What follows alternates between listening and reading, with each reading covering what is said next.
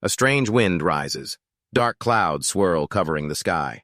The streets are silent, only the mindless footsteps echoing from afar. Maybe this is the beginning of an unprecedented disaster. From afar, cries of anguish wail from all directions as the zombies frantically tear into humans. They roar and charge at humans as if wanting to tear apart everything in their path, with clenched teeth filled with hunger. Human breaths grow increasingly rapid. Legs stumble forward. Some keep glancing back in panic as the zombie shadows close in. Suddenly, a strange object falls from the sky, emitting a blinding light, causing both people and zombies to be startled. A beam of light appears, making him instinctively raise his hand to shield his eyes. That man frowned, shouted loudly, and with one move struck the distant monster. Another blinding light flashed again. The light combined with the sword's power fiercely charged at the monster, forcing it to retreat thousands of miles. A loud explosion sent skulls flying, even bursting apart. The sword finally hit the ground fiercely, as if pouring out its last ounce of strength. That man is Yoser, the Empire's #1 swordsman.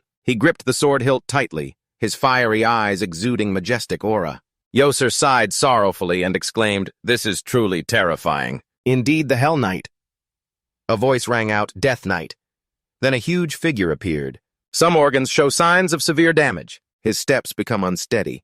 He gently places the sword down. The shattered mask embarrasses him, so he covers his face with his hand. He hissed in pain.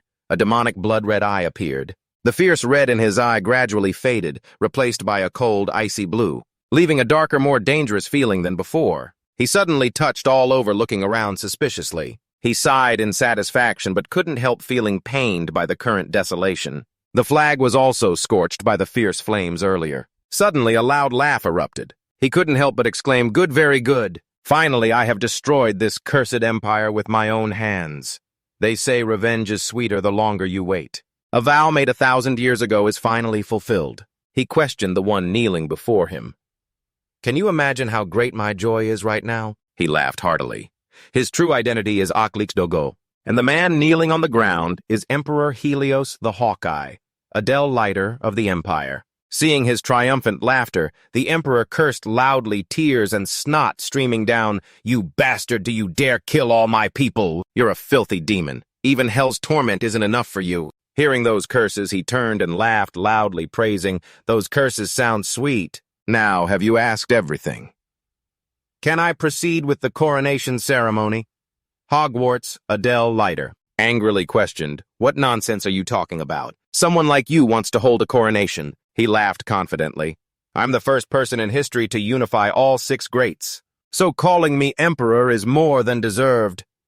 Faced with that confidence, the emperor could only grit his teeth and endure.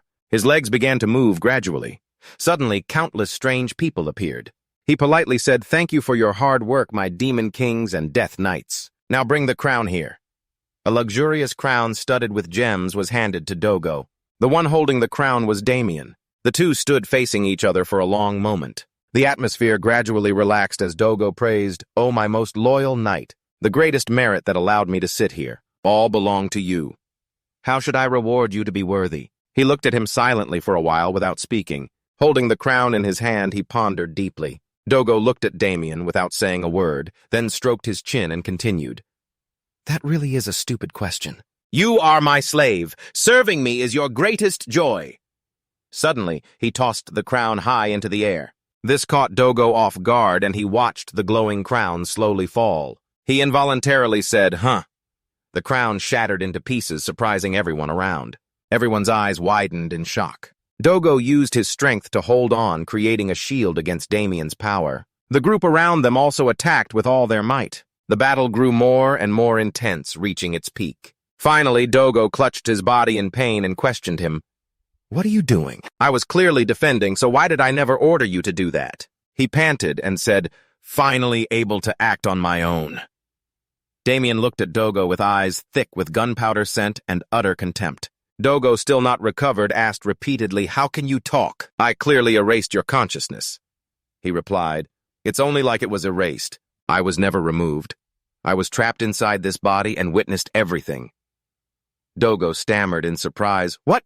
From a look of surprise, he gradually laughed with delight and continued, "Truly my great masterpiece. Considering your contribution today, I'll give you a little special anger, but only until I find a way to control you again. The group then charged fiercely toward Jiamai-un. His face darkened as he stared at him for a moment.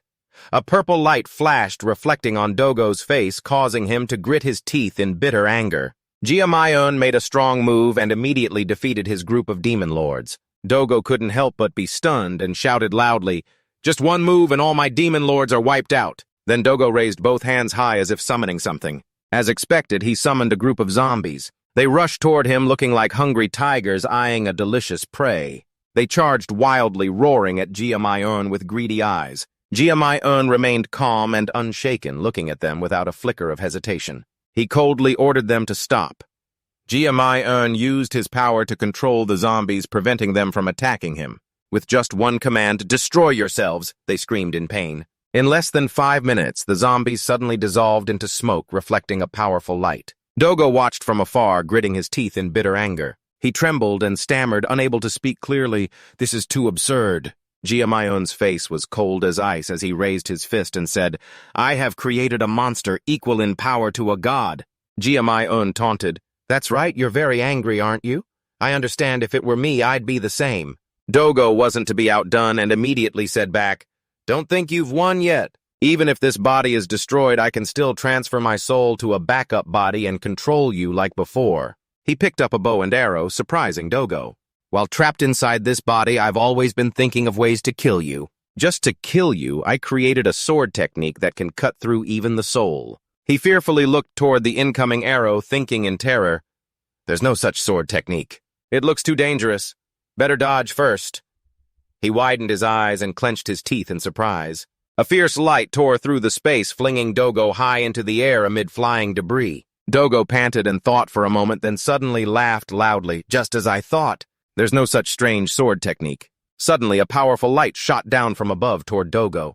The light pulled him up with great force, causing him to scream in pain. In less than 5 seconds, he was sucked into that terrifying black vortex. Dogo frowned and looked down one last time. His eyes flashed with an unmistakable hatred. A purple light appeared in the sky, dazzling the eyes, and Dogo gradually disappeared. A skull fell, making a faint noise as it tumbled wildly everywhere. Damien's face was cold as ice as he lifted his foot and coldly said, "Go to hell." With one unnecessary move, he immediately stomped on that skull, shattering it to pieces. Hogwarts Adelider witnessed everything and couldn't help but feel terrified. He was trembling uncontrollably. He lay face down on the ground, a question rising in his heart. What is really going on? Damien bent down, holding his face in agony. He sighed softly and said, "It's over." The final shift. Damien placed the sword firmly on the ground, thinking to himself, "If I die but can still see everyone again, I want to apologize. I'm sorry for everything I've done to my family." A trail of blood continuously sprayed into the air. Hey, Damien really stabbed himself in the chest to commit suicide. In the pitch-black void, suddenly a voice called out, "Hey, Damien!" This voice is from his sister. He gradually opened his eyes as rays of light shone in along with the image of a beautiful girl staring at him intently. "Damien, why are you sleeping here?" He looked at the girl smiling kindly in front of him. His heart silently rejoiced. Thank goodness. Before going to hell, I get to see my sister again. Damien blurted out, "Sister, why do you look younger?" In response, she covered her mouth and laughed politely. "Oh, why are you flattering me all of a sudden? Trying to get me to defend you when Dad scolds you, right?" She sat down to comfort him. "I know, just trust me. But it might rain, so hurry inside." In less than 5 minutes, she had run off, leaving Damien stunned. He thought clearly, I already destroyed this mansion. Damien looked at his 2 pale hands and couldn't help but ask himself, am I dreaming? Or is it the other way around, that all of this was just a dream? Damien stared at the dry branch before him, thinking for a moment, let's check and find out. He picked up the branch and struck it against a stone slab by the roadside, thinking, this should be enough. A shoe screeched sharply. Damien fiercely grabbed the branch and charged straight at the stone slab, but it probably didn't have much effect. The branch shattered instantly. He gasped, eyes wide with shock, unable to believe the reality before him. Nearly stunned into silence, Damien stood still, not daring to move. He gritted his teeth, eyes filled with rage as he stared at the stone slab. This is insane. The stone cracked into pieces, and soon he used magic to shatter it completely in moments. His body trembled as he laughed unconsciously. The laughter grew louder, as if some force was hypnotizing him. The laughter became wilder and more savage. Finally, Damien collapsed to the ground, clutching his hands tightly, trembling as he looked up to see dark clouds rolling in. Raindrops began to fall. From laughing to madness now, Damien grabbed his clothes, tormented, crying bitterly. Tears streamed down his chin in sorrow as he said, "I have returned to the past. I have a talent to go back in time." He was being harshly scolded by his father just because of this worthless talent. "You're crazy, causing trouble in the tavern and getting thrown out. How much more will our family's honor be tarnished? This talent has smeared the honor of our family." His younger brother barged into the room while he was sleeping, angrily questioning him. "Why did you hit the air of the lie region?" "Mr. Bloom, because of you, my sister was dragged into that rude, miserly man. This talent crushed the family's future." His mother knelt on the floor, crying miserably. "Damien, why did you use the ancestral land as collateral to borrow money? Why? And also that talent caused the family's assets to be seized. Because of that talent," his father angrily shouted, "Get out." Damien left without looking back. A voice called out, "Damien." It was the girl from before. "At least take this money." She gently handed him a bag and smiled at Damien. "You have to live happily." He was stunned for a long time. "Sister, even though in this life you were ruined by me." Damien reached out his trembling hands to take the money. With a sudden move, he snatched the bag in her surprise. He ran quickly without looking back. "The day I ran away from home felt like escaping from the whole family. For the first time, I understood what guilt and shame really meant. The golden sunlight shines everywhere, creating a warm and pleasant atmosphere." Damien knelt straight down on the green grass, his heart filled with countless emotions of loss mixed with pain. "How could I possibly go back to the past? I did want to apologize to my family, but am I really going back to the past?" The sunlight gradually breaks through the thick black clouds like a miraculous blessing. "Could this be a grace from the gods?" Damien looked at his trembling hands. After thinking for a long time, he realized that even basic techniques would be too much right now. Toiba, a powerful strike many times stronger. Visions of a heroic battle kept flashing in his mind. His hands clenched tightly. If I had this technique, I could punch boldly in the opponent's face. After killing the knight with the title of Statue Breaker, suddenly a voice called out from a distance. "Oh heavens, young Master Damien." He instinctively turned his head. Victor was dragging his small body, struggling step by step to call him. Seeing Victor panting heavily, he immediately remembered that Victor was a servant in the family. "What's his name, Victor?" He immediately looked up and replied, "Yes, young master. Why are you still here? Miss Lewis told you to go back, so why haven't you left yet? The head of the family is very angry." Damien asked in surprise, "What did I do?" Victor helplessly continued, "Are you really asking because you don't know?" Damien remained silent for a long time, not knowing what was going on. Suddenly a shout echoed in the Viscount's territory. "You blasted bastard!" A sword was directly aimed at his head, making Damien's eyes widen in surprise. But fortunately, he quickly dodged, causing the man to fall flat on the floor. He fell angrily, his face darkened with resentment as he glared at Damien. With everyone's intervention, he angrily cursed, "Are you really crazy, causing chaos in the tavern and getting kicked out? How much more must our family be disgraced before you're satisfied?" The person on the left tried to calm him down. "Sir, please calm down." The person on the right added, "Father, please stop." He shouted loudly, "Everyone let go now. I said let go today, I'll smash his head." Amid his fury, Damien just quietly watched. A thought surged in his mind, so this is the moment I return to. He looked at everyone, desperately trying to stop the man from hurting him. Then he thought for a moment, no. Does he really intend to kill Damien? Come on, please think carefully. How long has it been since I was last scolded by my father? That man was Damien's father. Damien bowed his head, trembling and crying, surprising everyone. I remember this feeling so well, each tear falling one by one, making everyone wonder if he was really crying. "Yes, because you were too harsh." Damien put the sword away. He said sternly, "Then what are you going to defend yourself with? If you still have a mouth, then speak." Damien stared at him for a while, then replied, "No, sir." The man stood with arms crossed, face cold and harsh, continuing, "Of course not. It couldn't be otherwise, as if something was off." Then he narrowed his eyes and asked again, "What? No words. No impossible. You useless kid, always making excuses and saying no." Facing these accusations, Damien calmly responded, "I admit it, but hearing it from you still hurts. I have sullied the honor of Viscount Hassen because of my mistakes. It's all my fault. I have nothing left to excuse. Paolo sighed deeply. Your mouth is still slick. Do you think? I'll let this go. Damien placed his hand on his chest, bowed his head. Sorry. I will fix my mistakes. Noticing Damien's unusual behavior, Paolo stammered. What? What he replied. I will make amends for what I caused. Damien pushed the door open and continued. Then I will accept the deserved punishment. When he returned, the three of them, his parents and sister, looked at him in disbelief.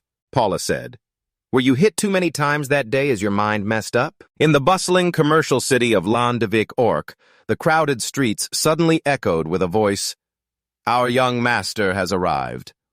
Victor turned his head to look at Damien and asked, Young master, do you really want to go in?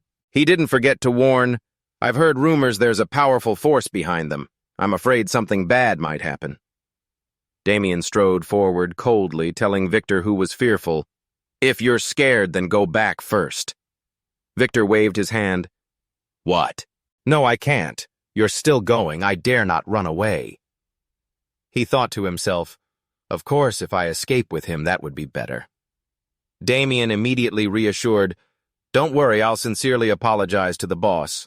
What could possibly happen, I'll seriously make amends.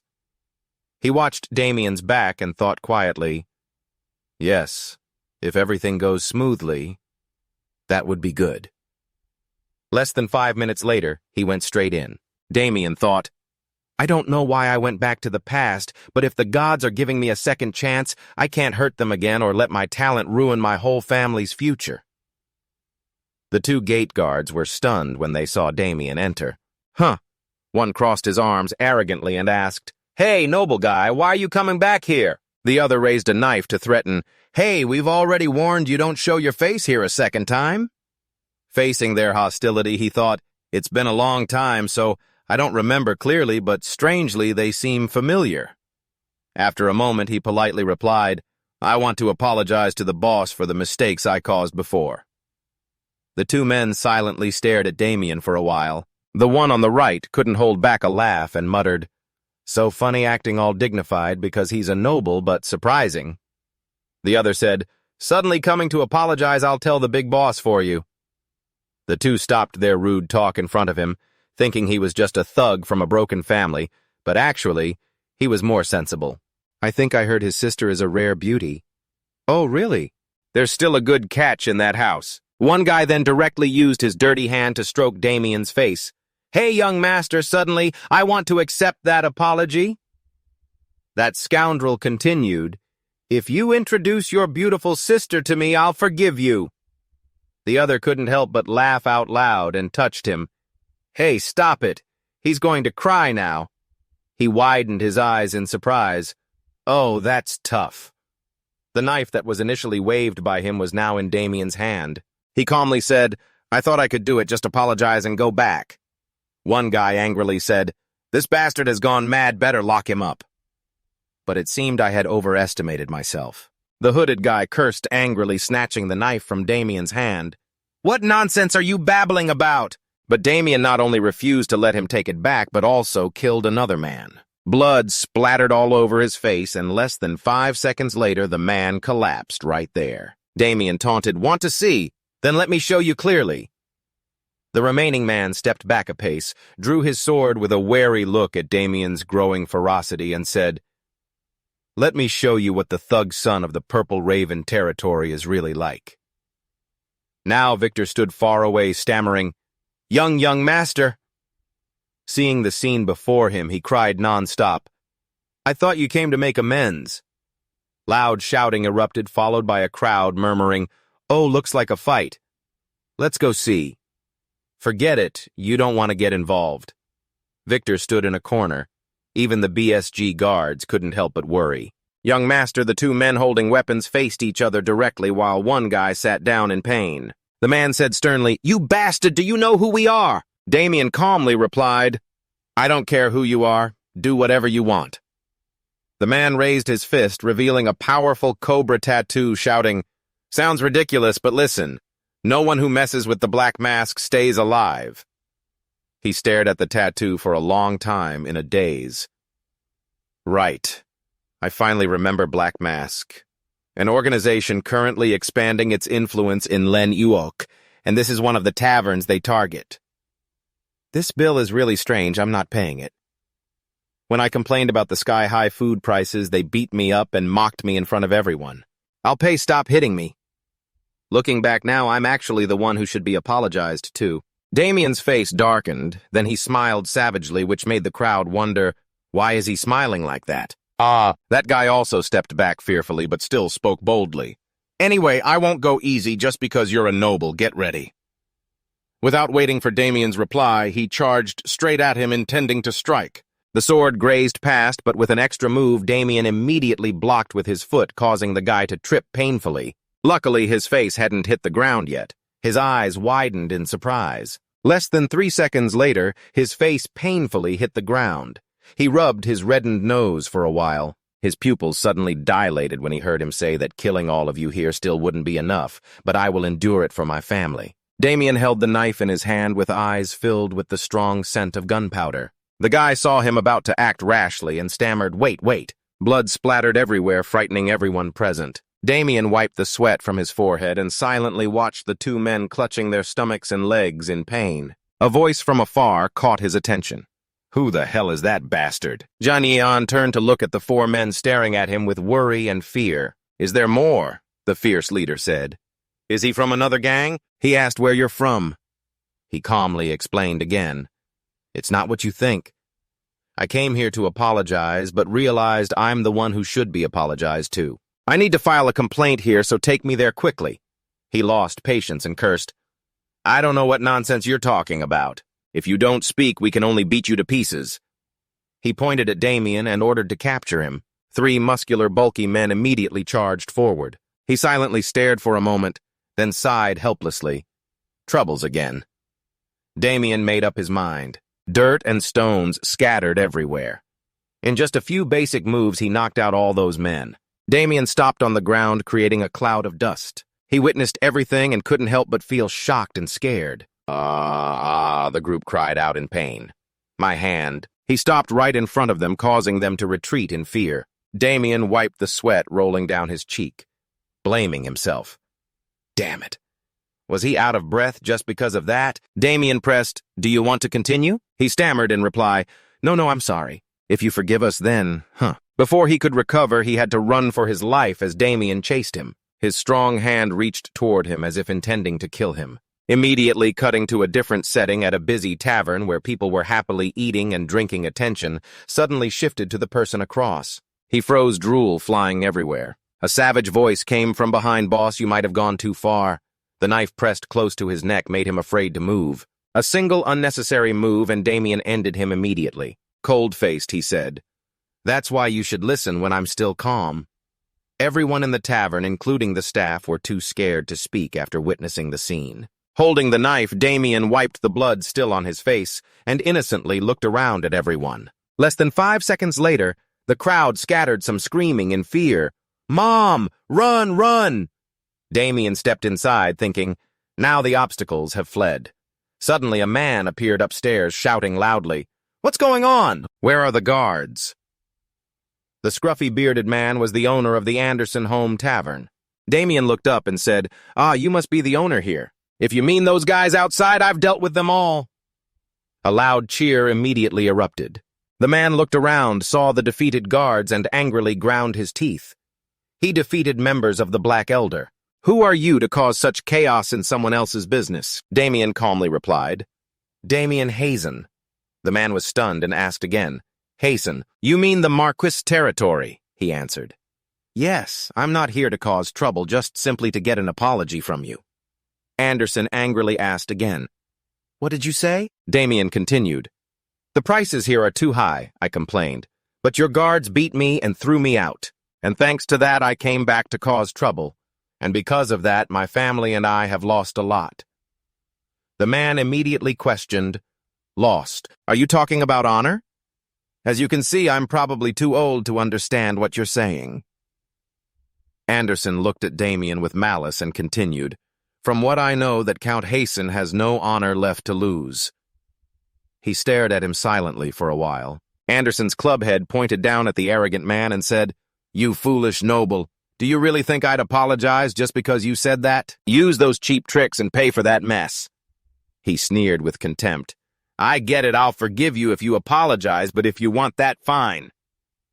With one move, Damien jumped up powerfully, holding a knife rushing straight at Anderson, face full of hatred, saying, "You should also pay for what you said." The sound of footsteps preparing to leap surprised Damien, who didn't expect it, and widened his eyes. A mysterious man rushed to attack him, and a blinding light immediately flashed. In his heart, he thought, when angry, this is Damien. He immediately landed with a surprised and confused expression. Anderson flattered the man. "Lord Test, you arrived just in time." Damien sat up still, holding the knife, sighing. "Surprising. I didn't think you were the type to belong in a place like this. So tell me, why is a knight here?" He looked at him for a long time without saying more. Knights spend their whole lives on martial arts paths and are ranked based on skill from rookie to apprentice knight to official knight. Official knights can freely use aura-cut mountains in half with one strike and pierce walls like paper.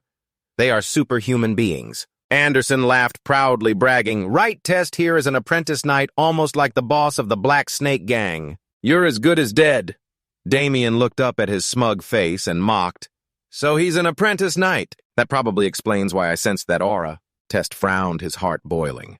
How could he sense it when I didn't reveal a trace of aura? Damien thought for a moment, then said, "But I think I understand why someone like him works here. Probably because he was kicked out as an apprentice knight, because he wasn't skilled enough to become an official knight." Anderson looked at Test, who was trembling with anger, and whispered, "How much did you spend to deal with him?" The word apprentice felt like knives stabbing straight into the heart. It made him grit his teeth in resentment.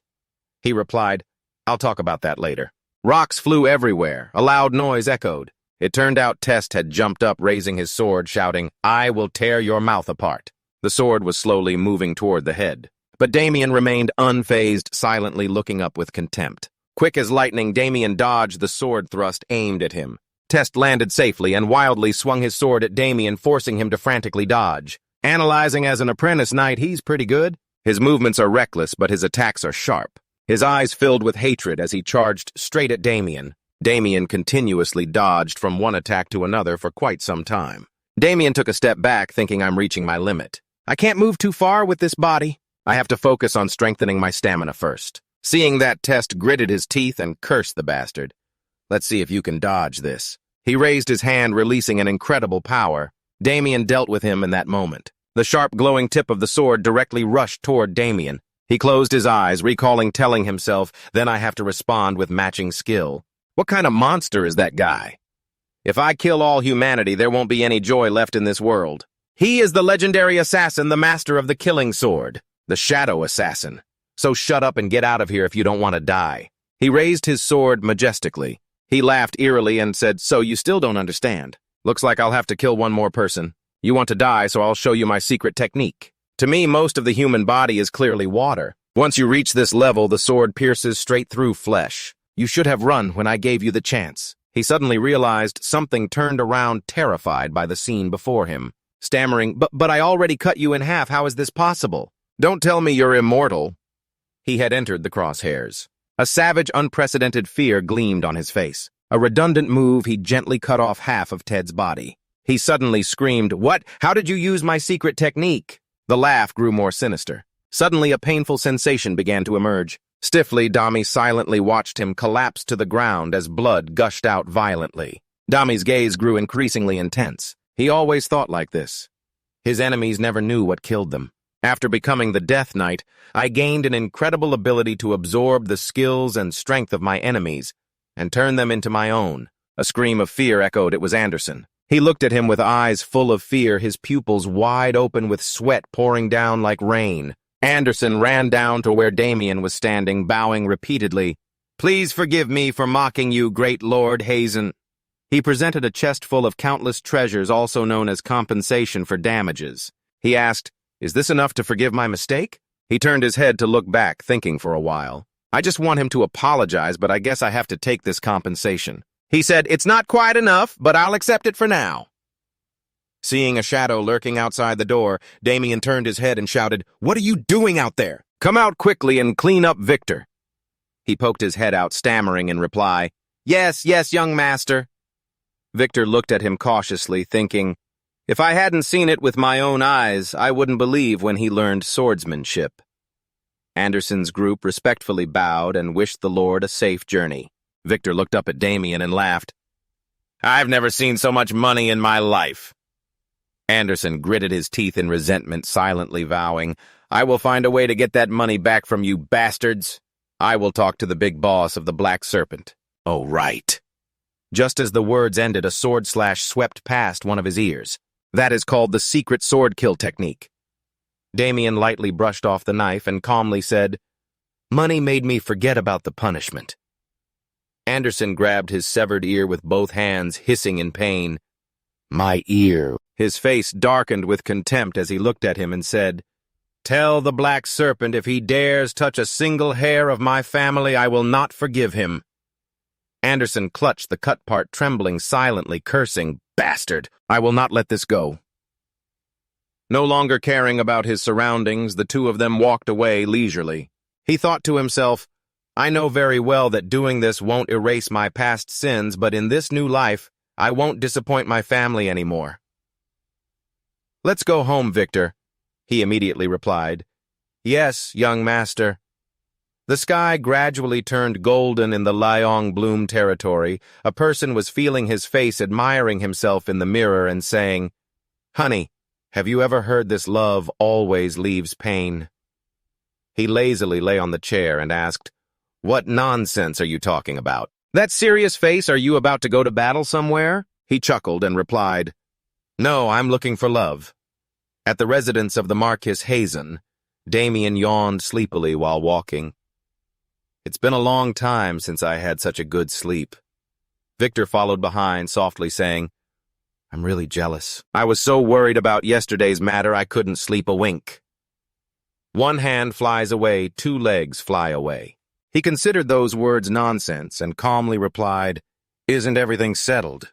It's true that things went a bit beyond the original intention, but we gained a pretty big reward. More importantly, the rumor will spread quickly that someone provoked the eldest son of the Marquis Hazen and got crushed. When that happens, no one will look down on our family anymore. Not only that, the public's view of the useless son of the Marquis will change a little too."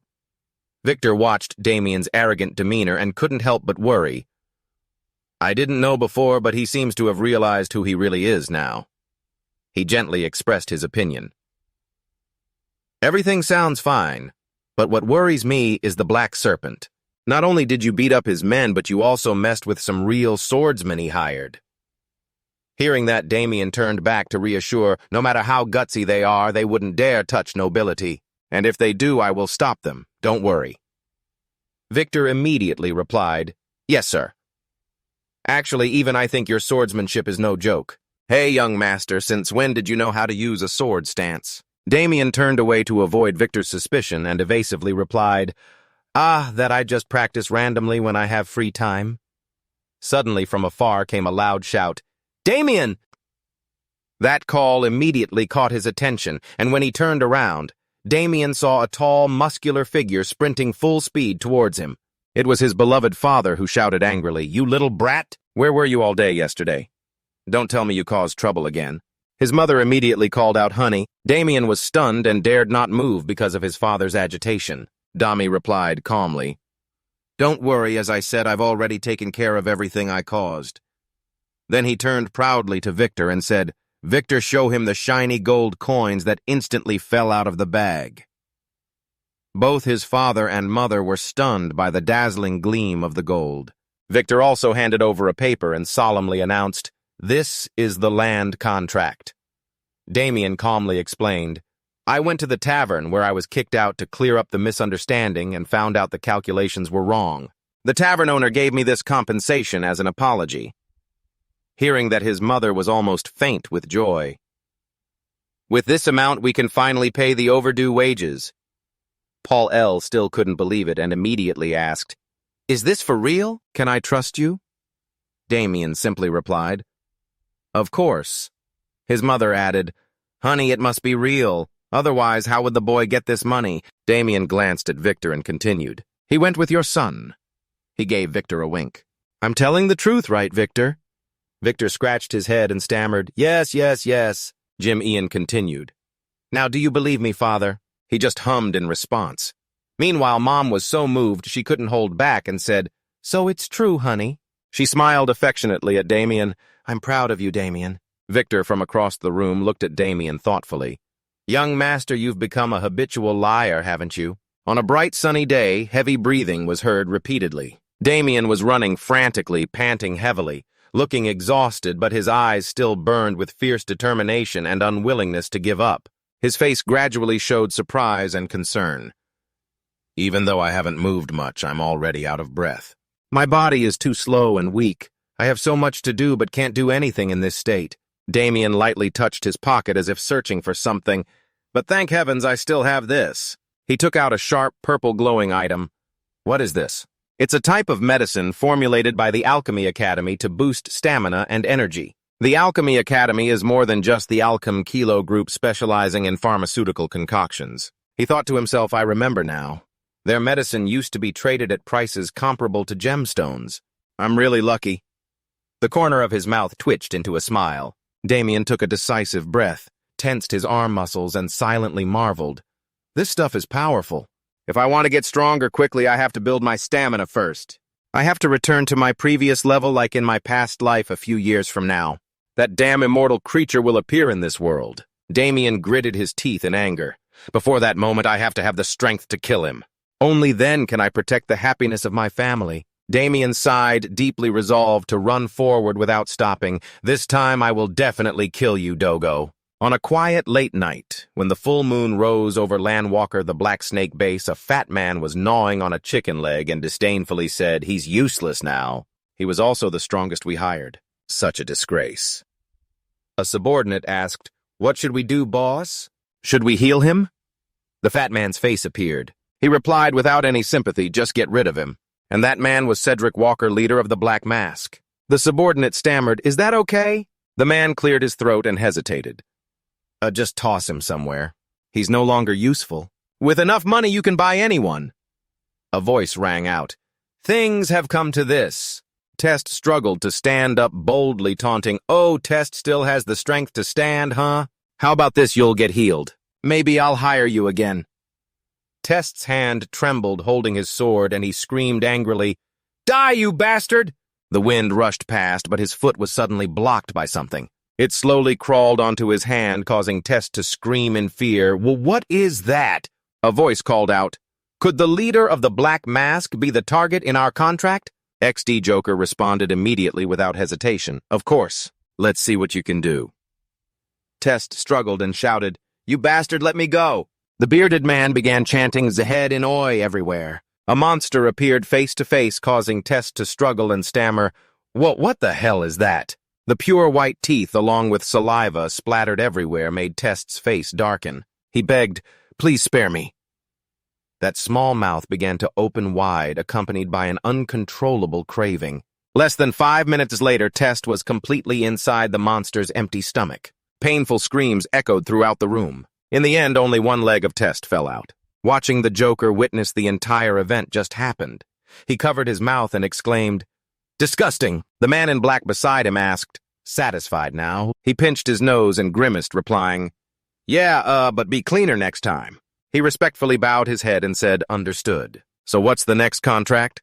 The guy stroked his beard calmly and replied, That's why I called you. Someone has affected my organization, but since he's a noble, handling him directly would be difficult. Take it easy. The man laughed wickedly as his expression darkened. Just make him suffer in a different way. The more pain you cause, the more money you receive. After saying that, he pulled out a bag of money and handed it to him. This is your advance payment. He bowed his head sincerely to accept the bag and replied, Thank you, sir. Just leave it to me. His face lit up, filled with ambition. Heavy breathing was heard continuously. It turned out Damien was trying hard to lift weights. The punching bag fell heavily to the ground, making noise and kicking up dust everywhere. He touched his muscles, silently admiring the supplements really work well. Over the past few days, my endurance has improved significantly. But it's also a bit strange. Nothing has happened these past few days. I thought the black old man would come looking for me. At the same time, two birds were calling overhead, attracting Damien's attention, making him look up. Less than 5 seconds later, the two birds fell straight into the nearby bushes. Just as I thought, those damn black snakes. His strong hand reached out and grabbed the person hiding in the bushes aggressively. His eyes suddenly widened as he said, "Apple, it's you." The boy's face was ugly, trembling as he called out to him. "Brother Damien," he let go, causing Apple to slump down onto the ground. "That's Apple Hazen's younger brother." He rubbed his neck calmly and said, "You weren't here for a while, and I've gotten much stronger, haven't I? I thought you were going to break my neck." Damien imagined that headless corpse and couldn't help but feel scared. He reached out gently and said, "I'm sorry, I didn't mean to." Bo looked at his outstretched hand fearfully and said, "I didn't come here to hear your apology. Dad told me that you were apologized to by the tavern owner, but I heard there was a fight and many people got hurt." "No way you did that. Are you still planning to lie to the family?" He pushed his glasses up and seriously asked Damien. He calmly replied, "No, it's true. You did it yourself." Hearing that, Bo went crazy and confronted him relentlessly. "You don't even know how to fight. Did you hire someone? Don't lie to me. You might fool others, but never me." He pointed sharply at Damien's face and shouted, "Anyway, don't do anything that harms our family's reputation anymore. Do you know the whole family had to clean up the mess you caused?" Damien gently rubbed Apple's head to comfort him. "Yes, you've always been meticulous like that and always wished the best for our family." While Damien was rubbing his head, Apple kept struggling to pull away, wondering what he was doing. "Why are your hands so stiff?" He just chuckled softly and replied, Don't worry, there won't be any more trouble now." From afar, a voice suddenly called out to the young masters. Both quickly turned to their heads and saw Victor running hurriedly to deliver bad news. "There's bad news." Both were stunned for a moment before approaching the front door. Damien quickly pushed the door open. Paula stammered, "Damien's son." A sudden voice was heard, "Dung's here." "Yeah." Willie Bloom sat comfortably on the chair and smiled. "I just told the heir about what happened at the last banquet hall. Sorry for the sudden appearance. I couldn't do much because my father already found out about it." Damien looked at him with a pensive gaze. He kept cursing in his mind, damn it. Although he didn't remember clearly, it seemed like he had done something wrong to him, right?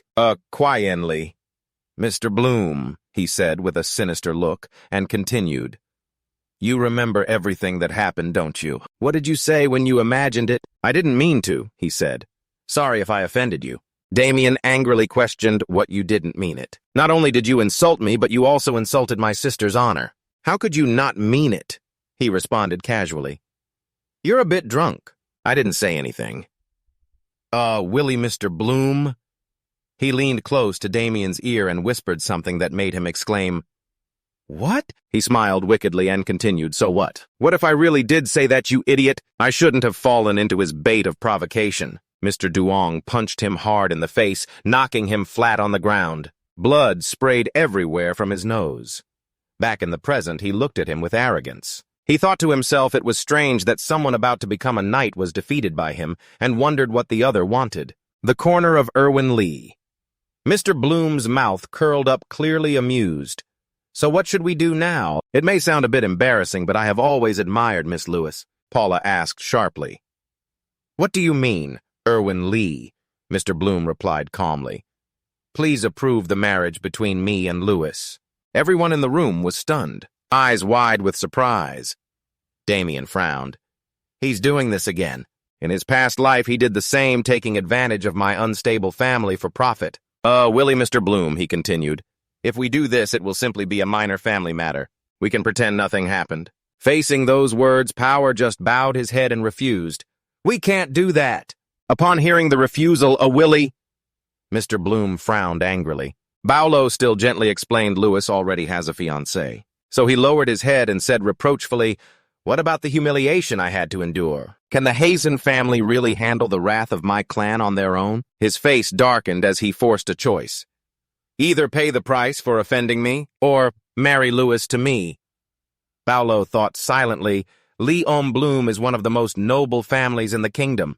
But I can't let this notorious pervert take my daughter." A firm voice rang out, "Fine, Louis." Entering to everyone's surprise, she cautiously said, "I accept." Paula angrily questioned Lewis. "What do you mean?" "Wait, we'll find another way." Apple also frantically questioned, "Exactly. Why should you have to make up for his mistakes? A voice came from behind. Her sister just smiled and said, "It's okay. I will go with you." Winnie, Damien thought once again, she has to because of me. The corner of Willie Mr. Bloom's mouth suddenly curled up in a victorious smile and said, "That's right, Miss Lewis. You're really wise. I will soon send you an official marriage proposal. We'll discuss it further later." Damien coldly looked at him as he stepped toward him. "Damien, do you have something to say? Or should I call you brother-in-law now?" He kept cursing in his mind, this ridiculous bastard. "You ruined my sister's life once, and now you intend to do it again." His sister cautiously called Damien from behind. Willie Mr. Bloom still provoked what? I can't hear anything." Before he could finish, he got punched right under the chin. He told himself, I shouldn't have fallen for his trick. For my sister and family, but I can't. He shouted angrily, "No, you son of a bitch!" In the memories of the Mia family, the image of him running faster appeared. At that time, the maid had reported to him, "Young master, the carriage of Miss Lewis and Mr. Irwin has arrived." The butler nearby joined in. It's been a long time since they last visited here. Knowing the news, Damien was extremely eager and hurried to his sister's place, thinking, "Sis, how long has it been?" Without hesitation, he quickly opened the door and happily called his sister with joy in his heart, "I missed you so much." However, before he could finish his sentence, his pupils suddenly dilated as if he saw something terrible. Because he was witnessing his sister being grabbed by the hair along with Irwin's shouting and cursing. "You just keep whining, so I brought you home." But what now? At this moment, Irwin still doesn't know he is here. He was pulling her hair, causing Lewis great pain, threatening. "You were sold to me from a rotten family, and yet you dare say you'll leave me." Then he threw Louis R. to the ground and uttered fake words, "My love, Louis R." Facing a trembling Louis R., he gave a savage smile, putting on gloves, and said, "I will properly discipline you so you'll never say that again." In an instant, his hands turned into fists. Then continuous punches rained down on Lewis's body in front of Damien's eyes. Now Damien could only stand in shock behind the door. Damien slumped down and blamed himself. "It's my fault Lewis was forced into marriage." Suddenly, a hatred rose inside him toward the name Irwin Leon and Bloom. His body trembled uncontrollably with fierce determination. "That bastard, I will never forgive you." Back in reality, Damien raised his fist in anger, saying, "You're out of luck, you bastard." On the ground was Irwin, just punched flying by him. Sensing something unusual, 2 bodyguards hurried in, shouting loudly, "What's that noise?" Then seeing Irwin sprawled on the ground, shocked them into exclaiming, "The 2 young masters." They immediately pointed their swords at Damien and asked, "Did you hit our young master?" Seeing them, Damien silently analyzed, "They are Irwin's bodyguards." Receiving the question from the 2 bodyguards, Damien didn't answer, but only smiled secretly. Suddenly, Irwin crawled up from the ground, angrily saying, "How dare you?" He grabbed a sword and complained, "You hit me not once, but twice." Seeing him lose his temper, Damien's parents panicked. Irwin stood up, raising his sword near his voice, assured, "You must want to die badly, brother-in-law." Fulfilling their duty, the 2 bodyguards rushed forward, taking turns to say, "Please calm down, young masters." The other one chimed in, "That's right, many people are watching." However, Irwin refused, gritting his teeth, ordering step aside. He was angry, but the red-haired bodyguard didn't notice. He acted authoritatively, scolding the 2 young masters, "One bastard so disrespectful like this." Before he could finish, Irwin punched him, flying away. Once again, he angrily ordered, "Stay away from me." Feeling Irwin's rage, Luis and Abol were extremely frightened. After dealing with his bodyguard, Irwin stormed forward, confronting Damien Hasten. "I ask again, do you intend to resolve this situation or not?" Seeing this, Luis's heart fell into panic. "No, Irwin will not forgive Damien." Suddenly she spoke up, "Please stop." Before she could finish, Damien's hand blocked in front of her, surprising her. He turned confidently and reassured, "It's okay, Sis Lewis, I will handle it myself." Inside, he silently urged, "Don't sacrifice yourself for me." Standing between Luis R. and Irwin, he seriously said, "Let's fight." The unexpected challenge confused Irwin. "What? Fight?" Damien didn't hesitate to set conditions. "If you win this duel, I will do as you wish. But if I win, forget everything that happened." Up to this point, Lewis was still scared, standing behind Damien. Irwin's voice rang out, "Why should I do that? Those conditions are not beneficial to me. As far as I remember, young Lady Lewis already agreed." Hearing his reasoning, Damien calmly provoked, "Why are you twisting the truth, afraid of losing to me?"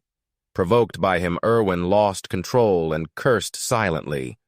"That arrogant bastard. He dared to act like he could defeat me. After taking a hit when I was off guard, I still didn't know how to return it. But this is fine, he's determined I will use this. Immediately after, he gave a terrifyingly satisfied smile and declared, I will use this to cripple you and take your sister away. He didn't hesitate and accepted. Fine, I accept this challenge. The scene shifted to an empty field for training. At this time, Mielza anxiously grabbed her husband's hand and asked, Honey, shouldn't we stop them? Understanding his wife's mood. Baolo angrily analyzed Damien and said, with such confidence, he must have had a plan all along. Otherwise, we can only hope for a miracle. Hearing their conversation, Ibo silently despaired, Father, you're wrong. Don't put your faith in miracles. Irwin, Leon, and Bloom. The image of Irwin resting his sword on his shoulder with a confident expression gradually appeared before Abel. His swordsmanship must now be at the official knight level. How could Damien possibly defeat him? Irwin spoke first. Then shall we begin? How do you intend to fight me without a sword? Opposite him, Damien calmly warmed up his hands and said, Don't worry. Then, he showed the fork in his hand confidently. This is enough. Seeing this, Irwin was shocked for a moment. It seems his family isn't much better off as they showed clear helplessness. Baolo angrily said, This idiot even Mielza is scared of her own son? Irwin, standing in the middle of the field, suddenly burst out laughing provocatively. Looks like you're scared out of your mind. The match began. Irwin swung his sword and charged at Damien, declaring, I won't go easy on you. Just as Irwin's sword was about to stab Damien, he quickly dodged. Seeing this, Irwin went mad.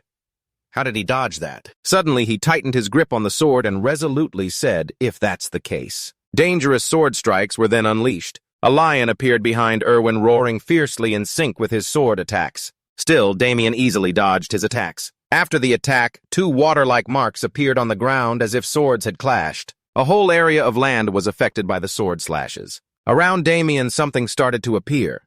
Behind Irwin, the red-haired bodyguard wondered, how is he unharmed? Another person also asked, what's going on? At this moment, he was extremely confused. He dodged all the basic moves in the sword fury. No way. Seeing his expression, Damien felt secretly proud. He's surprised now. Thanks to my training these past days, I've perfectly analyzed the swordsmanship of the Leon and Bloom family. A terrifying knight appeared in Damien Michael Leon and Bloom's mind. Before reverting, I fought his older brother. Observing his opponent, he silently judged, You're much weaker than him. Suddenly sensing something unusual, Damien was startled. At this moment, he completely lost control. You only dodged because you got lucky, but let me see if you can dodge this one. Knowing his moves, Damien judged this was quick. This one's a bit hard to dodge. What now? Irwin's foot leaned forward to gain momentum. He immediately leapt in front of Damien. Still, Damien kept a calm face and analyzed. In this situation, it's best to use the Holy Sword's ultimate skill. Then two great forces clashed. Watching their fight, Abel and Lewis both felt surprised. At this moment, Damien's defense countered Irwin's sword. Seemingly in disbelief, Irwin exclaimed, What? Damien is using defense to counter Irwin's sword. He immediately parried Irwin's sword and unleashed the secret skill, 10,000 flowing slashes. Irwin's pupils contracted in fear. Now Damien was stabbing the fork straight at Irwin, thinking goodbye. The fork seemed about to touch Irwin's neck. Damien's action caused both Luis and Apple to panic at the same time. Both Bao-El and Meal were no exception. The red-haired bodyguard, seeing this, panicked and called the two young masters. From the spot where the arrow pierced his neck, Irwin's blood was slowly flowing out. Feeling that he fell to the ground, terrified, and screamed loudly. Despite that, Damien pressed his lips and blamed, Even if I kill thousands more, it won't make up for what you have done. But for the safety of the family, I will forgive you this time. Looking at Irwin trembling on the ground, Damien spoke, How is it? The winner and loser are clear. There's no need to debate any more, right? After hearing this, his expression became even more panicked. Damien continued, Now, as you promised, and decisively walked away. Scene switches to Damien's family meal. Damien was the first to speak. Thank you for the meal. He stood up and announced, I'm going to morning training. Paul silently watched Damien's retreating figure. The whole family fell into silence again. Seeing him say nothing, Meal anxiously asked, Honey, aren't you going to ask Damien about what happened yesterday? Just as Ta'el was about to answer, her voice was cut off by Apple. I still can't believe my own older brother, who was once so weak, suddenly became strong enough overnight to easily defeat Irwin Lee, Mr. Bloom. It's as if he turned into a completely different person overnight. Understanding his mood, Meal whispered to her husband, "Aibo looks shocked. You should ask about that." Before she could finish, Power interrupted. "Stop, don't force the boy to answer. When the time comes, he will speak." Meal silently looked at him, then called honey. Louis comforted his younger brother from behind. "Aibo, calm down." Bao thought silently, "I'm curious too, but something tells me not to ask him about that. He's my son, but he's too scary." Meanwhile, Irwin was busy preparing sandbags to train endurance. He told himself, it's time to go outside. Just as he stood up, a call rang out. Hearing that, Damien quickly replied, "Sister Louis." He breathed a sigh of relief. "Luckily, you're still here after I left." Louis shyly brought up yesterday's matter. Hearing her mention yesterday, Damien suddenly remembered he should apologize. "No problem, I'll see you first." Louis sincerely said, "I'm very sorry I acted rashly and put everyone in a difficult position." He seriously continued, "I should have apologized to you right away yesterday. Now I promise nothing like that will ever happen again." Louis quickly responded, "No, it's not about that." Her denial surprised him. Looking up with her hands on his shoulders, she smiled. "Thank you." She bowed her head and expressed, "You know, at that time I was very scared. It's true, I said I would follow Irwin, but my heart didn't want to at all." Understanding her feelings, he silently thought, so that's what she's always thought. Louis continued, "But Damien." The image of Damien angrily standing in front of Irwin appeared along with Louis's reflection. "I stood up for her." The scene of Damien courageously fighting Irwin made her feel both guilty and relieved. Then the image of Damien standing ready to protect her moved her deeply. That's why she said, "Give me this." She smiled happily and said, "Thank you." Damien was very surprised to receive her thanks. He smiled, "Actually, I'm the one who should be saying that." The two siblings appeared clearly with Damien's words, "Thank you for everything, sis." Suddenly his brother said something strange, surprising Louis. Damien didn't explain, turned his back and said, "It's nothing, I'm leaving now." Suddenly Louis called out, "You have to take this, Damien." He turned around curiously. Was that the item the guy treasured most? Louis didn't answer, smiling brightly, and explained, "Dad told me to give this to you. Use it for training." He asked again, "For me?" Louis R. instructed, "Dad isn't good at expressing feelings, but he cares about you a lot. He also told me to tell you this." Louis R. frowned and warned, "You come from a noble family, so don't ever use this word meaning instead of sword again." Seeing her expression, Damien remarked, "I can see Dad in her face." He happily admired the sword in his hand, feeling full of gratitude. "Thank you, Dad." Scene shifts to Power. At this moment, he was cleaning a sword when he suddenly coughed. He pushed away curiosity. "Who just mentioned me?" Night fell and the screen showed the Damien mansion being overtaken by darkness. The guard yawned lightly. The person next to him hurriedly reminded, "Don't yawn anymore." A strange force wrapped around the gatekeeper's legs. Their eyes gradually blurred in a daze, unable to react in time, and they fell down. Then the gate of Damien's house opened and a figure stepped out from that dark power. He wore a full black cloak surrounded by dark energy, standing in front of Damien's house as a purple light appeared inside. Touching the lamps, a shadowy figure appeared in the clean house. At this moment, Damien was still peacefully asleep in bed. The demon son-in-law placed his hand on his husband's face, silently passing by them and stopping in front of a room's door. Inside, Louis was sleeping soundly. He looked at her with a frighteningly silent gaze. The lustful face of Art Ego appeared in the darkness. He opened his mouth to praise. Not bad. It seemed he was reaching out to touch her, thinking I came here on the Black Mask's orders, but didn't expect to get this lucky. Suddenly a voice sounded behind him, and a figure appeared at the door. It was Damien. He angrily asked, "What are you doing?" The pupils of the man in the black cloak widened in surprise as he felt someone standing behind him all along. Damien spoke with a warning tone. "What are you doing?" "I came because I sensed a strange energy. It seems there's a suspicious person here." The cloaked man clenched his teeth in frustration, thinking, my magic should have revealed all intruders. So why wasn't he affected? I couldn't even sense his presence until he got close. What's going on? What's going on? Thinking quickly and to prevent the worst, he immediately turned around with his hand glowing as he gathered power. He decisively shot energy from his palm toward Damien. Damien swiftly dodged the attack. Seeing Damien evade his strike, he angrily cursed, "Damn it! Who exactly are you?" Damien gripped his sword hilt cautiously and responded, "I should be the one asking. Do you know this is my house?" He seemed to realize something and asked, "Could you be Damien Hasten?" Speaking. Damien pointed his sword at him. "Now tell me, who are you, and what did you do to her?" Just then a loud voice came from outside. "What's all the noise about?" Hearing the sound, he startled and turned to look toward the window from where it came, which was the young lady's room. Tense, he thought the servants might have been awakened by the recent explosion. Just as this thought passed, his whole body was immediately enveloped by an energy source. Too many people coming here would be disadvantageous for him. There was no other choice. Seeing this, Damien was briefly stunned. While Damien was distracted, the man dashed out the window, leaving Damien's shout behind. "Stop right there!" Damien hurried to the window, but was too late. He fled in haste, leaving a trail of energy that hadn't dissipated yet. Damien stared in disbelief and exclaimed, "He escaped!" At that moment, Damien noticed something stuck beside the window. He looked at the energy clinging to the window frame in surprise. The energy was very fast, and dawn was already breaking. A panicked voice shouted, "This is bad!" 3 men looked at the dead horse in the stable, wringing their hands. "What are we going to do? The noble horse is dead. How will we explain this to the master? He's going to be furious. Indeed, this was a disaster. It was healthy just yesterday. Why did this suddenly happen?" The brown-haired man listened as the other man stammered nervously, "I don't know what happened either. I'm frustrated." Suddenly, Damien appeared behind them, startling both.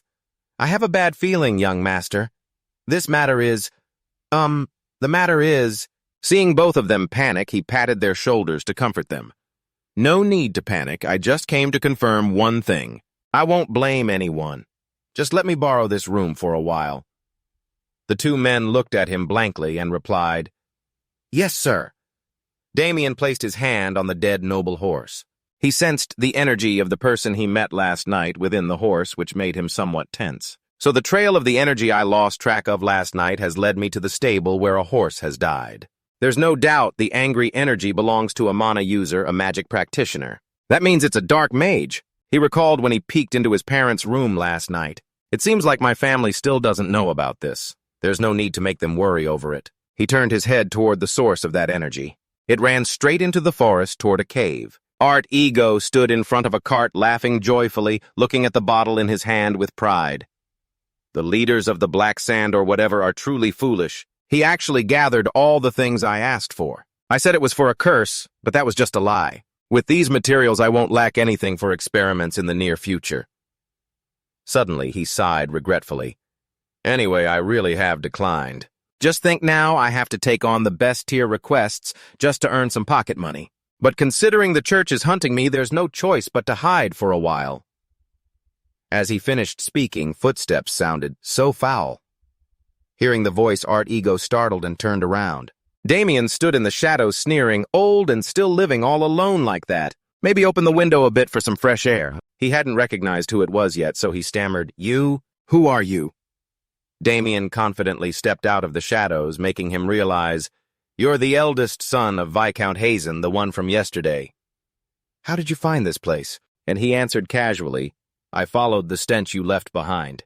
He said in confusion, "What? Although I heard the rumor that you're foolish enough to confront the Black Shadow, it seems you're no ordinary reckless kid after all." Damien ignored his words and asked, "Good thing I'm still cautious. You're the one hired by the Black Serpent right at Ego." Smiling, he admitted, "Yes, they want me to cause as much damage as possible to your family." Damien gave a contemptuous smile. Pathetic. Taking such a job only to be about to die from it now. At Ego became annoyed and said, "What?" Suddenly he laughed loudly, raising his hand to the sky to use energy. "You're really interesting. If I catch you and torture you, you'd make a great pet for my amusement."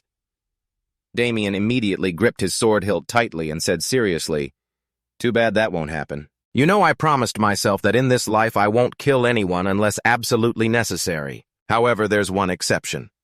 He angrily drew his sword and looked straight at him. "And that exception is filthy dark wizards like you." Hearing this, At Ego briefly felt fear. You know that too. Looks like you're not just some ordinary fool. He immediately summoned several magic circles to attack. If I let you escape, I'll be in trouble. So die. A powerful energy blast shot toward Damien, causing many explosions. He wasn't afraid, but dodged each of 8 Ego's attacks and quickly closed the distance, until At Ego realized they were only a short distance apart. He was startled and thought, he's too fast, no time to think more. Damien swung his sword back, striking At Ego. He groaned in pain. His eyes began rolling back. Suddenly his eyes opened wide. The irises turned purple. His body was sliced in half by Damien, but he still didn't lose his smile. Damien was stunned by this scene. His body was regenerating itself.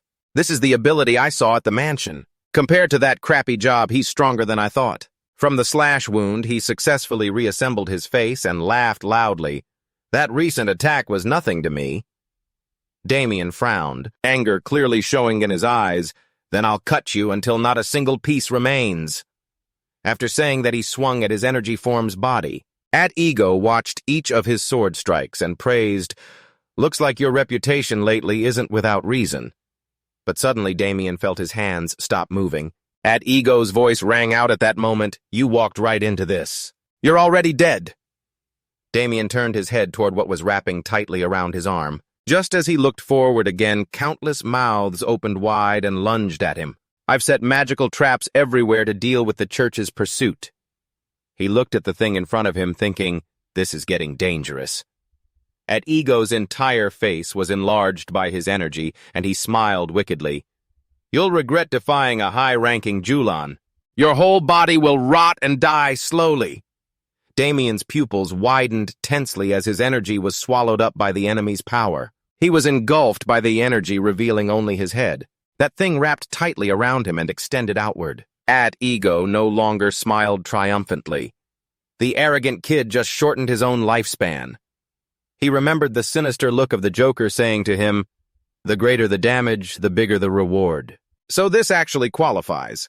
He laughed joyfully and shouted, "Now no one can stop me anymore. It's time to hunt down the woman I saw yesterday." Suddenly from the cocoon he created, Damien spoke, "A decay curse." At Ego looked at him, frightened, unable to form a sentence. You're not affected." Damien didn't answer. A faint energy tore apart what had been stuck to him. This made At Ego curious and asked, "Tell me, how much do you know about dark magic?" "Bet you don't know." He lowered his head toward the emanating light. He was truly stunned, and honestly so was I. Damien stared at his palm as a mark appeared. Why do I still have this power inside me? Elsewhere, Dogo was performing a ritual on a jar in front of him, loudly declaring, "This is power also known as the strength of a god." Then he turned to someone in the distance. "My Death Knight, I have granted you the strongest body and infused you with the most powerful magic. However, I am still not satisfied. You must become the sword and embodiment of the greatest evil I possess." Without hesitation, he cut his palm with a small knife, then held his hand toward the one he called the Death Knight. "I will grant you this power to turn you into the ultimate weapon." Dogo focused, awaiting the energy. A strong burst of energy shot out from the jar. He cast the spell, launching it straight at the Death Knight. Dogo proudly shouted, "This is power." He clasped his hands. The energy surrounded the other man, who groaned in awe. What a terrifying power! The energy summoned by Dogo pierced the Death Knight's palm and coursed through his body. Damien screamed, trying to absorb that terrifying power. After that, his whole body emitted a shockwave energy that filled the room, forcing Dogo to shield his face. "Finally, I have it."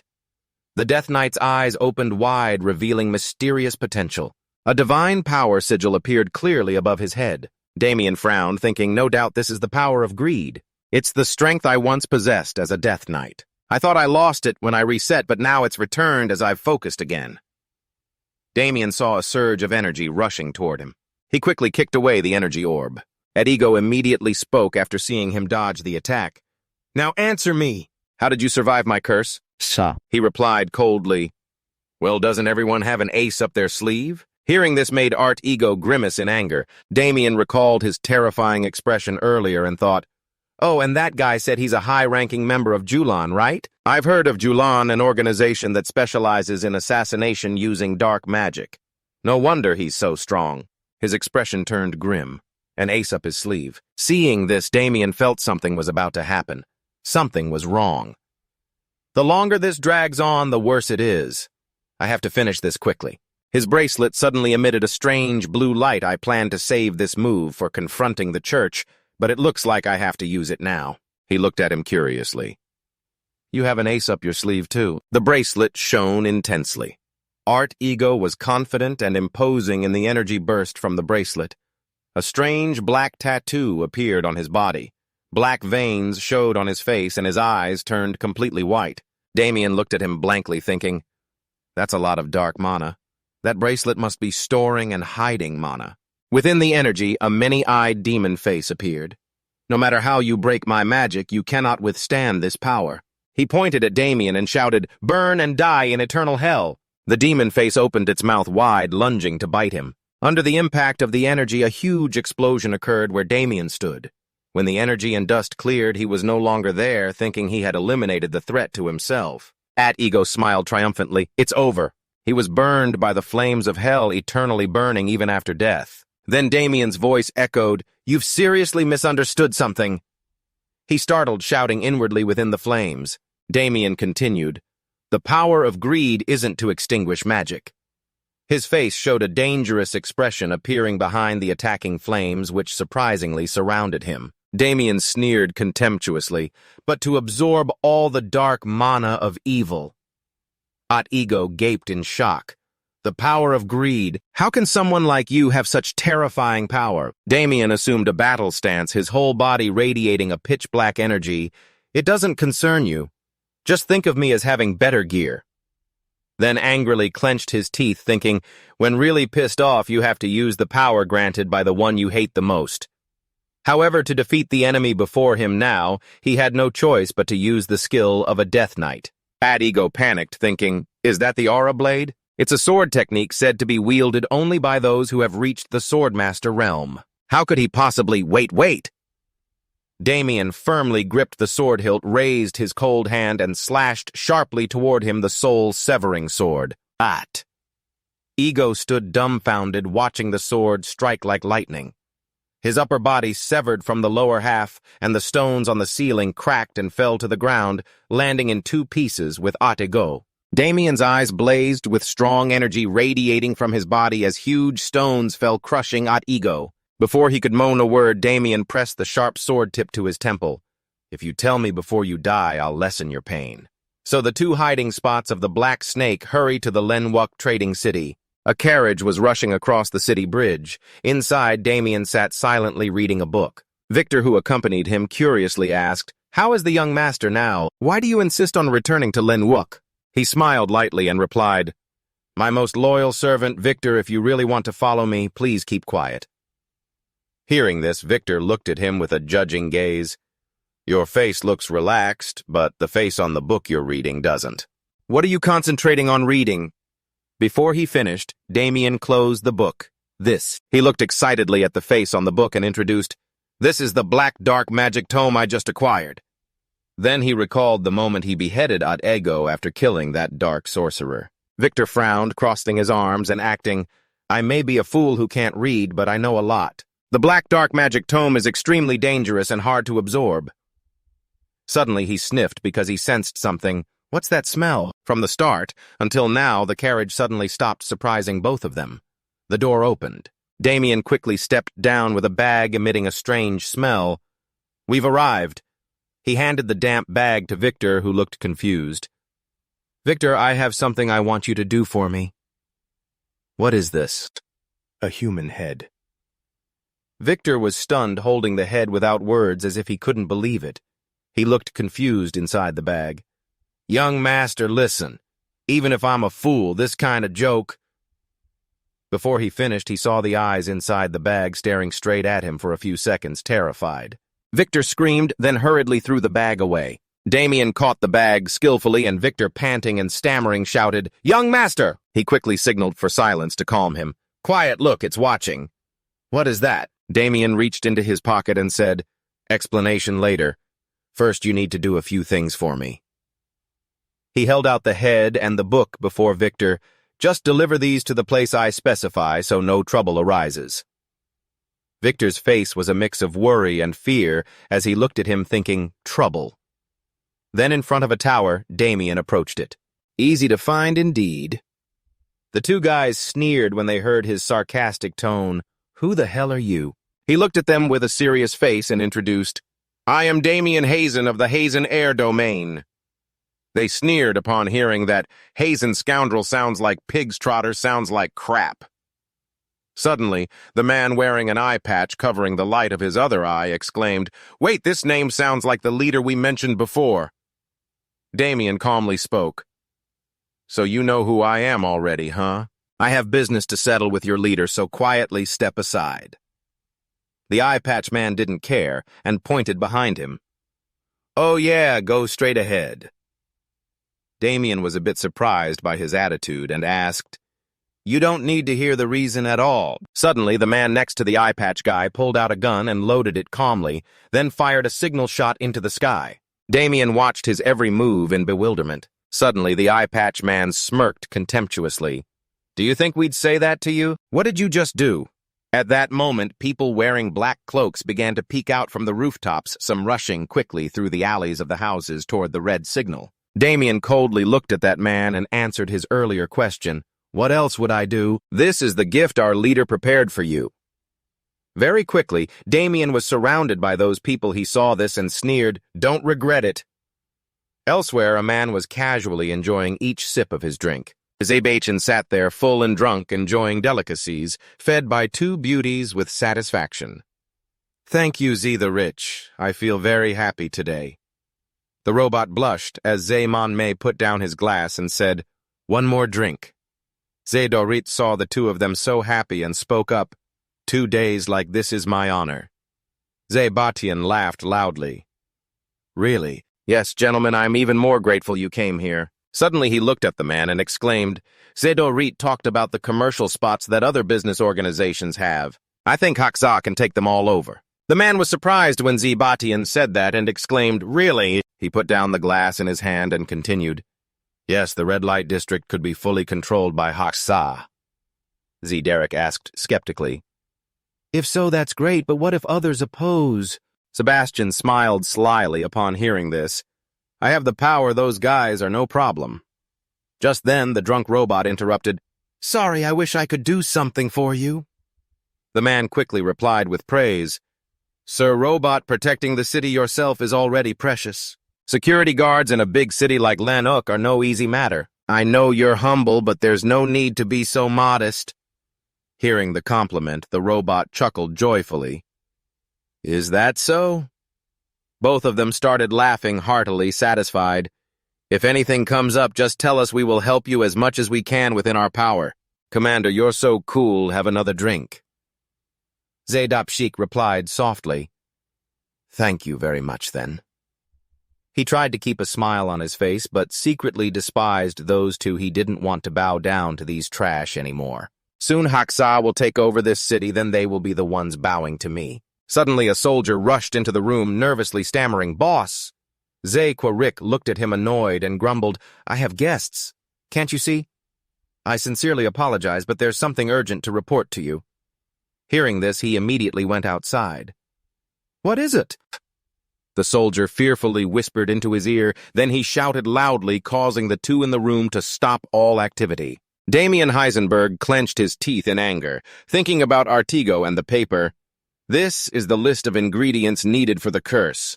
That dark sorcerer is scheming something. Luckily, I told my subordinates earlier. He was worried, but still gestured to the soldier before stepping inside.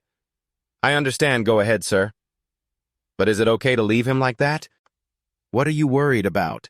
He's seeking death himself out there, Damien. Yet suddenly gulping something down, he threw the bottle away. His whole body began to emit a strong energy, and he didn't hesitate to charge at those surrounding him. In just a few swings, their bodies were torn apart and flew everywhere. Things aren't going as we thought. At that moment in the city, the people marveled as those pale-faced figures passed by. The people in black cloaks walked leisurely, surrounded by magic power. They looked like that, but the leader's eyes carried something very terrifying. Well, if you owe me a favor, so why worry? Zdapsik glanced at the scene ahead, stunned. He stood on the tower balcony looking at the scene below with a troubled heart. I went outside because I had a bad feeling about something. The man following the rickshaw held his head and wailed mournfully. At the foot of the tower, a man stood tall, surrounded by scattered bodies lying around. The rickshaw could only ask itself, how could this possibly happen? Damien held his sword, smiling triumphantly over his fallen opponent. This made the rickshaw confused. Did that kid really take care of everything by himself? He then confirmed with the servant beside him. That kid said his name is Damien Heisen, is that true? The servant beside him nervously replied, Yes, sir, he really said that. At that moment, Cedar was shocked. Really? He thought the rumors about him being the useless son of the Viscount were just talk, not expecting he was so capable. He pressed his lips tight, his slightly widened eyes showing clear fear and confusion. The butler also realized something. He wondered, so all the dark mages I sent were wiped out too? Thinking that, he panicked and ran back into the castle, ignoring the servants calling after him. A red-tipped staff pointed straight at Damien, startling him. He looked up at the wall. 3 people stood there staring at the scepter held by the man in the middle. Damien suspected the object was magical. Then the other man spoke to him. Monster, let's see if you can withstand this attack. The tip of the staff ignited into red flames, forming a fireball. The fireball controlled by the man flew toward Damien to attack. He wasn't scared and pointed his sword at it. The man laughed mockingly. You fool, you really think you can block our fire with that sword? The sharp blade pierced the heart of the fireball, dispersing it. Damien moved extremely fast across the ground. That was the secret technique, 10,000 flows wind, slash a counterattack that made the fireball spin back to attack its owner. The man stared at the blazing red flames before him, still dazed. Then a big explosion happened. Damien looked at the devastated scene and thought to himself, looks like my work here is done. He frowned and planned his next moves. Now it was time to find out who the leader of the Black Serpent was. Before Damien could finish thinking, a blast of blue energy struck him. He quickly jumped up to dodge the immense power which shattered the ground beneath. Damien landed and looked at the man standing before him. He looked at the tiny black marks on his skin and frowned. The man's leather jacket was so thick it felt like his skin was being pricked by needles. Dust from the attack cleared, revealing the tall figure of the man clearly. The man spoke. I've been wondering which bastard caused all this trouble. Damien vaguely realized that if his presence was this strong, the tall man in the blue armor covering his body like a demon seemed just like an overly confident kid. His demeanor only confirmed Damien's thoughts. Then he must be an official knight. Passers-by were scared by the scene, everyone turning around out of curiosity. Damien, standing in the middle, was surrounded by a group of armored men holding spears. He was surprised. So both the knights and the city security guards are here too. Suddenly, a challenging voice interrupted his thoughts. How dare you cause this chaos? Right in the middle of the city. The man standing by the rickshaw, dressed in uniform, shouted, I, Batian Baker, governor of Landoc, guarantee you will be punished. Facing such a man, Damien was not too concerned. Oh, a VIP is here, he asked coolly. Are you going to punish me? Why? Batian's veins bulged as if going mad. What kind of ridiculous, shameless nonsense is this? Don't you even know how big of a mess you've caused? He clenched his fists and gritted his teeth. It's a shame you didn't just dare to kill the trolley man, a decent businessman, but also attacked his company and slaughtered over 10 innocent employees. Passers-by whispered to each other, What the hell is this? Since when was that thug considered a businessman? That's ridiculous. Someone nearby fearfully told him to be quiet, afraid Batian would hear. Bachin loudly said, Absolutely unforgivable. The Rick quietly felt smug at this moment. Come on, no matter how ruthless you are, you can't lay a finger on someone under the governor's protection. Damien looked at him, beckoned with his hand, then asked, So you are the leader of the Black Mask. Finally found you come here and let me give you a punch. Seeing this, Batian frowned and thought silently, What a cheeky brat. Damien sneered, You're quite a joker, Governor. A worthless guy like him and you still call him a decent merchant. Your judgment is so bad it's laughable. Inside, he wasn't surprised by the situation before him. I guessed the Black Serpent was colluding with the city government, but this loyalty is practically fanatical. Bachin shouted loudly, "What? Shut up immediately! If you beg me for mercy now, I might reduce your punishment." Damien calmly replied, "If I did nothing wrong, what is there to beg for?" Bachin cursed at this insolent guy, then looked toward the man just now with a lecturing tone. "No more. Because I saw you were still young, I showed some mercy. Yet you forced me into a corner with no choice. Don't blame me for this." Then he called the other man Sir Robert. Robert lifted his boot and stepped forward, then immediately drew the weapon strapped behind his back, ready to attack Damien. The man frowned and ordered, "I am Robert, the city's night guard. Put down your weapon and surrender." Facing the large man, Damien still smiled and asked back, "The city's night guard has to show up in person." Robert frowned impatiently. "You are really something else," though he said that there was no fear in his eyes. "Are you brave or just stupid?" Damien retorted with cold eyes. "Confident enough?" Robert laughed. "Ah-ha, turns out you're just a fool." Then he swung an axe at Damien. Damien also leapt back to dodge the blow. He gritted his teeth, realizing, though I say this at my current level, fighting him is no easy task. He silently planned, now I just need to hold out until the right moment comes. At the same time, Robert threw a punch. Damien crossed his arms to defend against him, but was still blasted backwards by Robert's terrifying strength. He flipped once in the air, then landed on the ground. Damien noticed his hand turned partly black and felt a bit scared inside. I tried my best to defend, yet he still hit me that hard. He glanced back anxiously. "Is she still not here?" Robert looked like a demon, his whole body wrapped in blue power. He asked, "Where are you looking, huh?" Damien turned his head to see the axe blade almost at his face, panicked. "He's too fast!" Suddenly, a cloaked figure rushed into the fight, blocking the blow for Damien. Robert's axe was knocked back by that person. The guards were startled to see the dropped axe. Batian and the Rick also gaped, not understanding what was happening. Robert frowned, but his hand trembled strangely. He growled angrily, "You have accomplices, who are you? Identify yourself quickly." The other took off the hood, revealing silver hair and eyes. It was a girl from Acnes now standing in front of Damien. The guards looked at her in disbelief, unable to believe this appearance was a robot. Then a holy knight behind spoke up, a voice calling out to young Master Damien. Turning his head with a forced smile, "Why are you so late?" Victor and two cloaked figures ran over excitedly. "Young Master, I'm here." He arrived, sweating, waving his hand. "I'm here now." Then Bachin glared at Acnes. His face darkened with annoyance, baring his pure white teeth, and growled, stammering, "A holy knight here!" "So the church has already intervened." Acnes' expression grew serious, eyes wide open, fists clenched suddenly, thinking, "Have they found out I was dealing with dark mages?"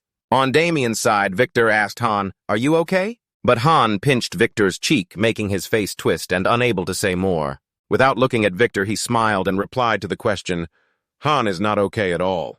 I was getting annoyed, waiting for you." Victor struggled to break free from Damien's grip, but he wasn't strong enough. He tried to blurt out, "So this is the holy knight of the church." Acnes glanced back at the two and frowned, calling out, "At least you did exactly as I told you." Victor chuckled, raising his hand in agreement, closing his eyes tightly as he laughed and said, "Definitely, sir. If there's no problem, leave all the orders to me, Victor." Scene shifts to a few hours earlier under a clear blue sky at the cathedral. Inside, the magnificent cathedral figures knelt on the floor when a loud noise opened the door beneath the red carpet and a large figure stepped inside.